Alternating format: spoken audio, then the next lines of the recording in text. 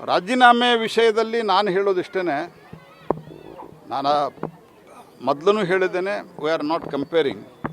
ಹಿಂದೂ ಸಹಿತ ಈ ರೀತಿಯಾದಂಥ ಘಟನಾವಳಿಗಳು ಈಗೂ ನಡೀತಾ ಇದೆ ಕರ್ನಾಟಕದಲ್ಲಿ.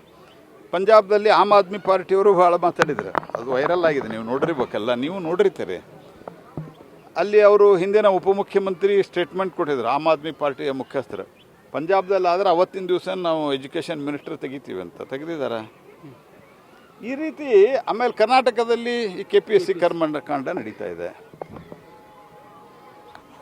ಆಮೇಲಿಂದ 2017ರಲ್ಲಿ PUC ಪ್ರಶ್ನೆ ಪತ್ರಿಕೆ ಔಟ್ ಆಗಿತ್ತು. ಈ ರೀತಿ ಹಲವಾರು ಇನ್ನೂ ಘಟನೆಗಳಿದ್ದಾವೆ. ಇವೆಲ್ಲ ನಾನು ಉಲ್ಲೇಖ ಮಾಡಲಿಕ್ಕೆ ನಾನು ಬಯಸೋದಿಲ್ಲ. ಹಾಗಾಗಿ ಇದು ರಾಜೀನಾಮೆ ಬಗ್ಗೆ ಅಲ್ಲೇ ಅವ್ರು ಏನೇನು ಬೇಡಿಕೆಗಳಿದೆ, ರಾಜೀನಾಮೆ ಸಹಿತ ನಡ್ಡಾ ಸಾಹೇಬರು ಮಾತುಕತೆ ನಡೆಸ್ತಾ ಇದ್ದಾರೆ.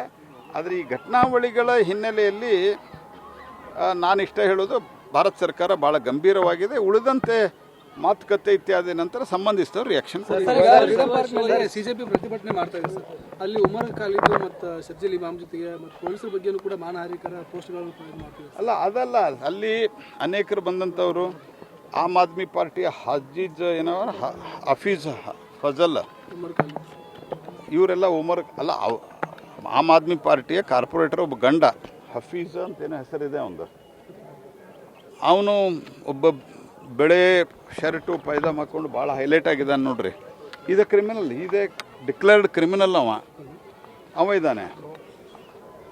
ಉಮರ್ ಖಾಲಿದಿನ ಪರವಾಗಿ ಆರ್ಟಿಕಲ್ 370 ವಿರುದ್ಧವಾಗೆಲ್ಲ ಬರ್ತಾ ಇದೆ. ಇದ್ರ ಬಗ್ಗೆ ನಾವು ಏನು ನಿಜವಾದ ಮಕ್ಕಳಿದ್ದಾರೆ, ವಿದ್ಯಾರ್ಥಿಗಳಿದ್ದಾರೆ, ಅವ್ರಿಗೆ ಎಚ್ಚರಿಕೆಯಿಂದಿರ್ರಿ ಅನ್ನುವಂಥದ್ದು ಎಲ್ಲರೂ ಕರೆ ಕೊಟ್ಟಿದ್ದಾರೆ, ನಾವು ವಿನಂತಿ ಮಾಡಿದ್ದೇವೆ.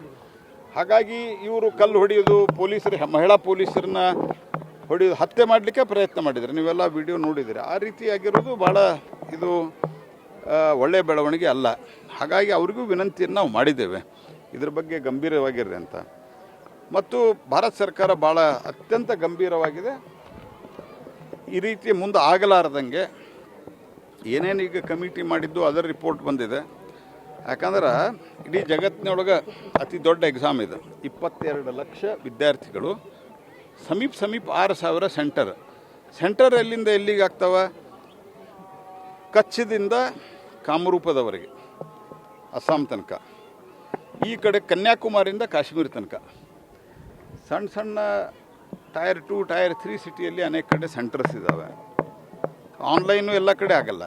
ಸೊ ಇದರ ಹೊರತುಪಡಿಸಿ ಟೆಕ್ನಾಲಜಿ ಡ್ರಿವನ್ ಏನು ಮಾಡಬೇಕು ಅನ್ನುವಂಥದ್ದು ಭಾಳ ಗಂಭೀರವಾಗಿ ನಡೀತಾ ಇದೆ. ಇದರ ಜೊತೆಗೆ ಈ ಸರ್ತೆ ಯಾವ ರೀತಿ ಮುನ್ನೆಚ್ಚರಿಕೆ ಕ್ರಮ ತೆಗೆದುಕೊಂಡು ನಾವು ಮಾಡಬೇಕು ಅಂತ ಪ್ರಧಾನಮಂತ್ರಿಗಳೇನು ತೀರ್ಮಾನ ಮಾಡಿದ್ದಾರೆ. ಇದು ನಮ್ಮೆಲ್ಲರಿಗೂ ಎಲ್ಲರಿಗೂ ಹೇಳೋದು, ನಾನು ಕೇವಲ ಒಂದೇ ಸರ್ಕಾರಕ್ಕಂತಲ್ಲ, ರಾಜ್ಯಗಳಿಗೆ, ಕೇಂದ್ರ ಸರ್ಕಾರಕ್ಕೆ, ಇದನ್ನು ನಾವು ಈ ಘಟನೆಯನ್ನು ನಾವು